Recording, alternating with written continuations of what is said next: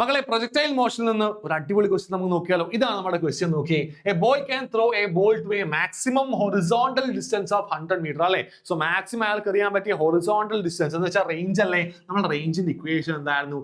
U square sine 2 theta by g അല്ലായിരുന്നു.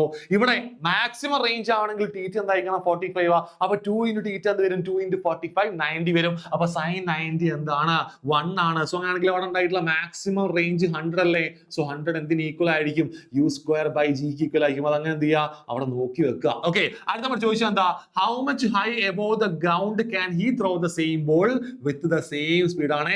അതേ speed ഉപയോഗിച്ചാൽ എത്ര ഹൈറ്റിലേക്ക് എന്ത് ചെയ്യാം? ആളെ ഉയർത്തി എറിയാമെന്ന് ചോദിച്ചാലേ മാക്സിമം ഹൈറ്റ് ചോദിച്ചുള്ളത്. സോ മാക്സിമം ഹൈറ്റ് ആണെങ്കിൽ അവിടെ ടി ടി എന്തായിരിക്കണം? ഇവിടെ ടി ടി എന്താണ്? നമ്മുടെ നമുക്ക് എല്ലാവർക്കും അറിയാം ടി ടി എന്താണ്? അവിടെ 45 ഡിഗ്രി ആയിരിക്കണം അല്ലെ. ഇനി നമുക്ക് എന്ത് ചെയ്യാം? ഹൈറ്റിലേക്ക് എറിയണ്ടേ. സോ ഹൈറ്റിലേക്ക് എറിയുന്ന സമയത്ത് അവിടെ ഉണ്ടാകുന്ന ഹൈറ്റിന്റെ ഇക്വേഷൻ എന്താണ്?